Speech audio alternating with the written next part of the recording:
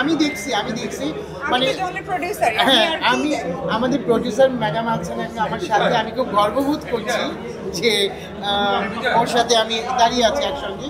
আসলে ছবিটা এত ভালো এত সুন্দর হয়েছে, মানে অনেকদিন পর একটা ভালো ছবি দেখলাম। আর বেসিক্যালি বলো বাচ্চাটার কথা, বাচ্চাটা এত দুর্দান্ত অভিনয় করেছে, খুবই খুবই খুবই ভালো অভিনয় করেছে।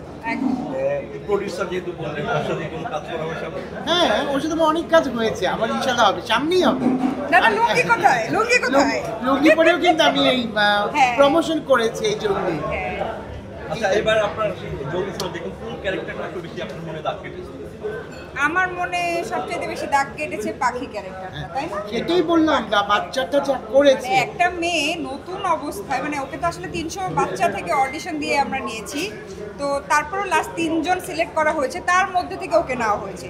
আপনারা দেখে থাকবেন যে ওর অ্যাক্টিং দেখেছে, মনে হয়েছে অ্যাক্টিং করেছে শুরু থেকে শেষ পর্যন্ত।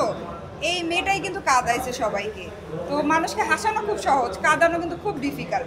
এবং আমি দেখেছি যে আমার চারপাশে সবাই চোখ মুছে, পুরুষ মানুষদেরকে কাঁদানো কিন্তু এত ইজি না। ভাই একটা কথা, যে কথা বলে না বললে কারো কথা ফেলতে পারবো না।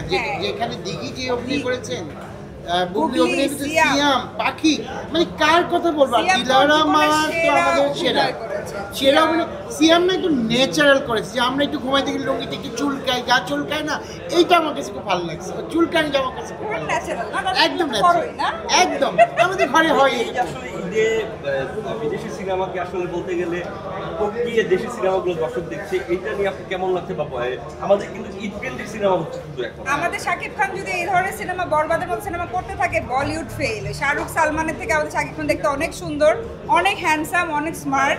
ওই যে সালমান খানের সিকান্দার ফ্লপ এবং অনেক ফালতু ছবি, ওদেরকে বরং বরবাদ দেখানো উচিত যে দেখো hero should be like this, এবং সিনেমা এরকম হওয়া উচিত। তো ওই টিম, ওই বাজেট যদি আমরা পাই, ওর থেকে অনেক ভালো সিনেমা আমি বিশ্বাস করি আমরা করতে পারি। বাজেট ঠিক